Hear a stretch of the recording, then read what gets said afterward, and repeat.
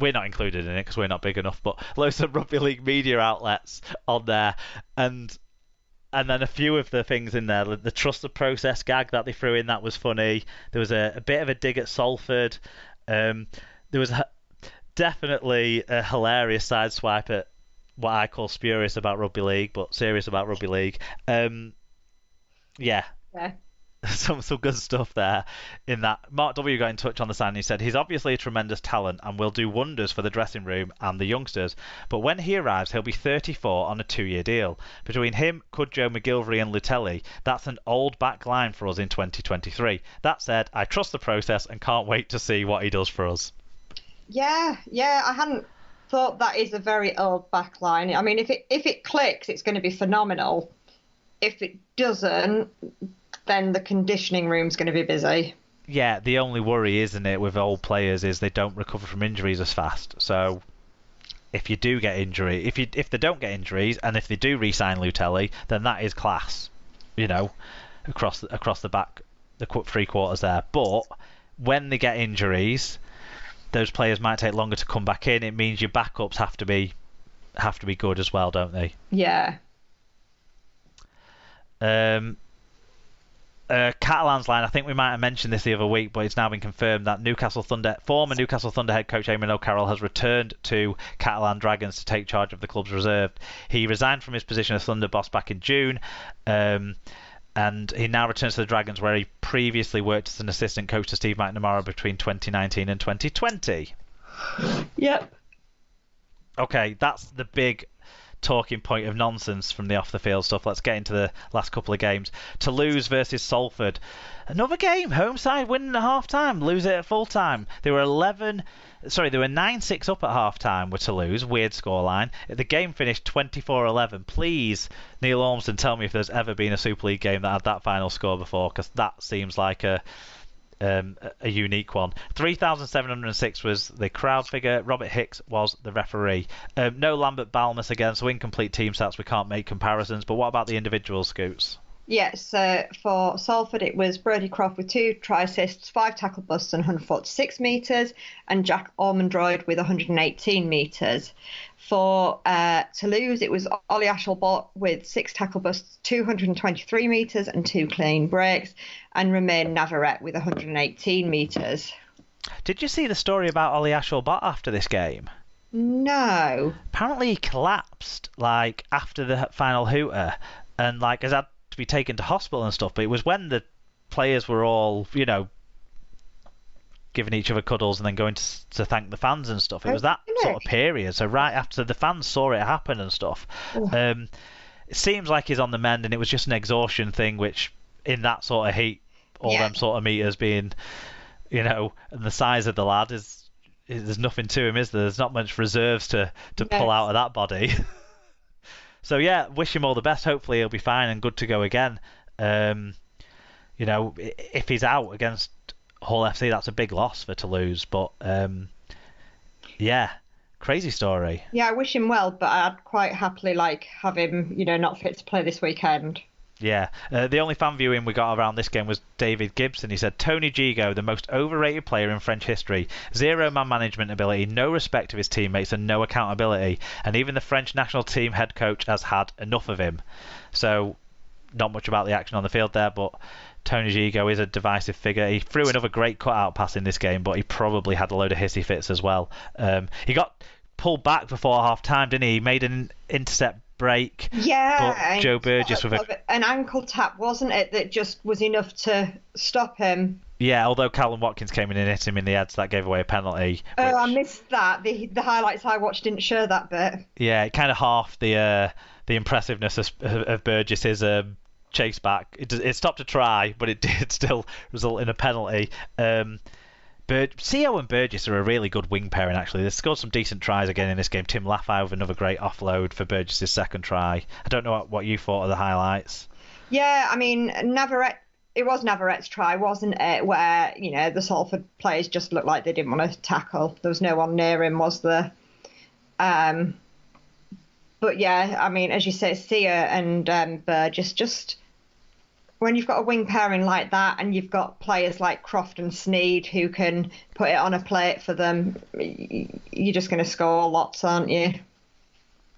Yeah, and Toulouse are still quite easy to score against. I mean, the tries were good in this game that Salford scored. I think probably Toulouse's tries, like you say, were a little bit softer defensively than the ones they conceded. But what I would question is all the taking the twos that they do. I mean, it's not often going to be enough when you're defensively as weak as Toulouse are. As shown in this game, they kicked a penalty just before half-time and just after half-time. But just before half-time, you think, well, that makes sense, maybe not enough time. I mean, I'm not entirely sure quite what the timing of it that one was. But and scoreboard-wise, I guess to an extent it makes sense because they wanted to take it from... No, it doesn't make sense. From 3 points to 5 points. That's not... When you've got a goal kicker against you like Snide, yeah, you can't go up in twos because they'll go up in sixes. Yeah. Yeah, but Brodie Croft class. So they're gonna score points. Salford at the moment they're playing really well. Takes them up into sixth. We'll talk about that in a little bit. Do you think?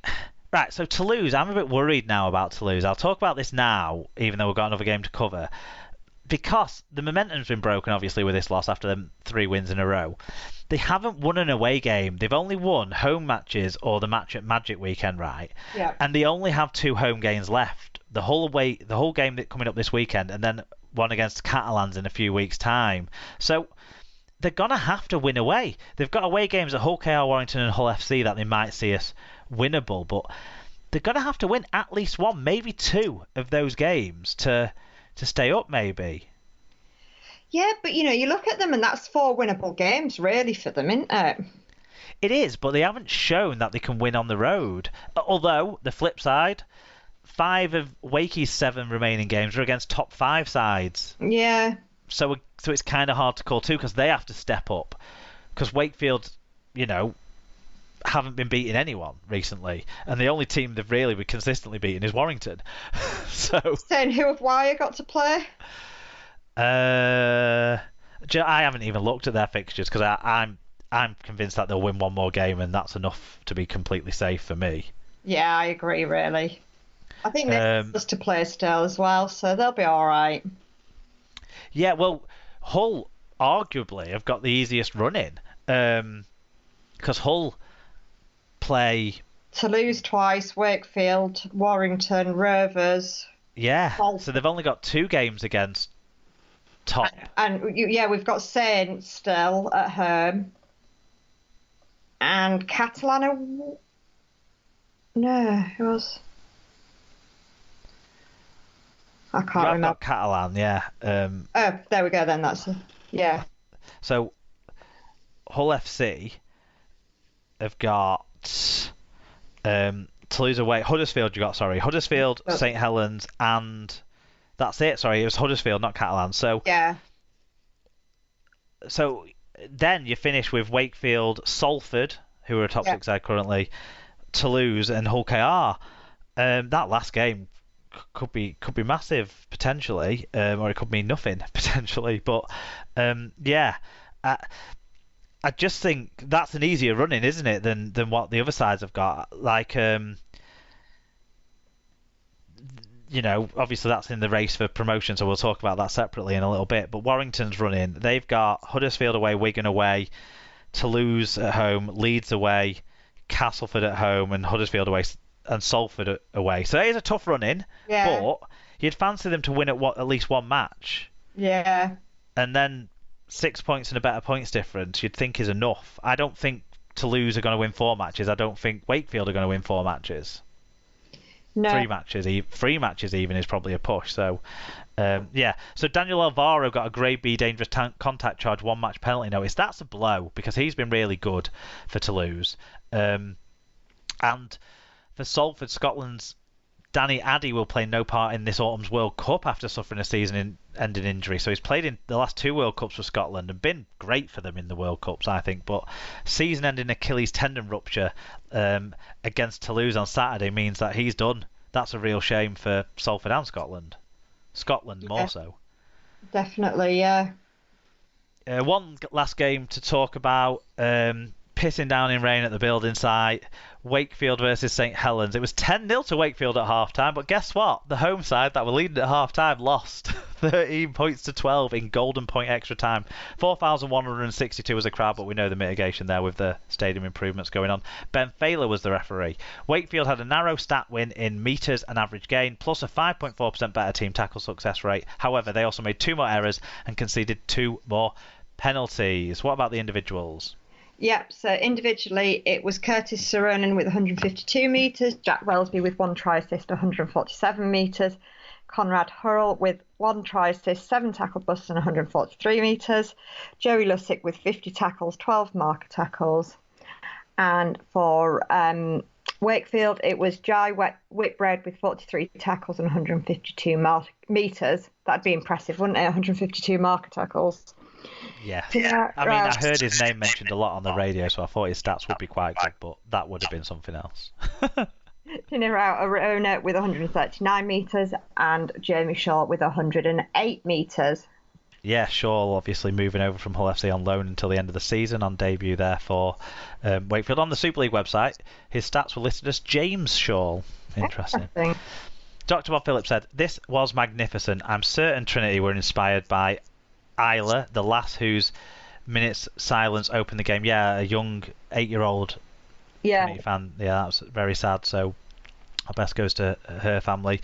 As they threw everything they had at St Helens up to the last but one play of regular time, I thought they might snatch victory, but when the golden point was called, so was their loss.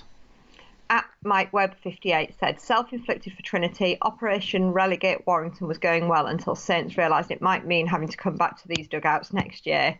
That aside, not a game Trinity deserved to lose, and general consensus from Saints fans, despite winning, that Golden Point does the game no favours."